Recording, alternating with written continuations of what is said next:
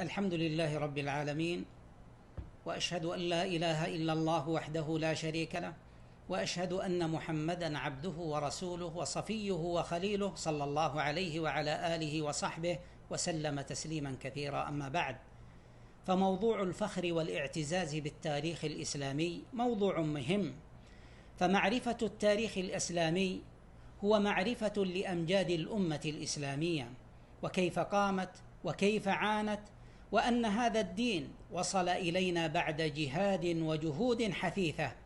فمعرفة السيرة النبوية أولا فيها حث الهمم، وفيها الاقتداء والأسوة بخير رسول أرسل عليهم جميعا صلوات ربي وسلامه، كيف كان يعامل أصحابه، وكيف يعامل أعداءه، وكيف ربى جيلا عظيما اختاره الله سبحانه لصحبته ورفقته عليه الصلاة والسلام، وهم خير الناس رضي الله عنهم وأرضاهم. ومن خصائص هذه الأمة ومما امتازت به عن غيرها من الأمم الإسناد. قال عبد الله بن المبارك رحمه الله: الإسناد من الدين، ولولا الإسناد لقال من شاء ما شاء. وقال سفيان الثوري رحمه الله: الإسناد سلاح المؤمن، فإذا لم يكن معه سلاح فبأي شيء يقاتل. وقال يحيى بن سعيد القطان رحمه الله: لا تنظروا إلى الحديث، ولكن انظروا إلى الإسناد، فإن صح الإسناد، وإلا فلا تغتر بالحديث إذا لم يصح الإسناد.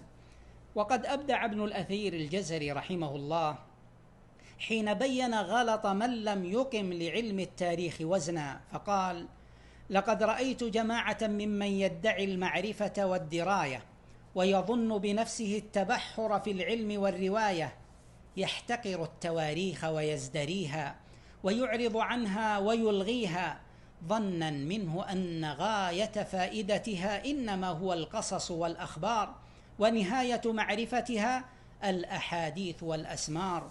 وهذا حال من اقتصر على القشر دون اللب نظره، ومن رزقه الله طبعا سليما وهداه صراطا مستقيما علم أن فوائدها كثيرة، ومنافعها الدنيوية والأخروية جمة غزيرة، إلى آخر ما قال رحمه الله تعالى في الكامل في التاريخ. وصلى الله وسلم وبارك على نبينا محمد وعلى آله وصحبه أجمعين.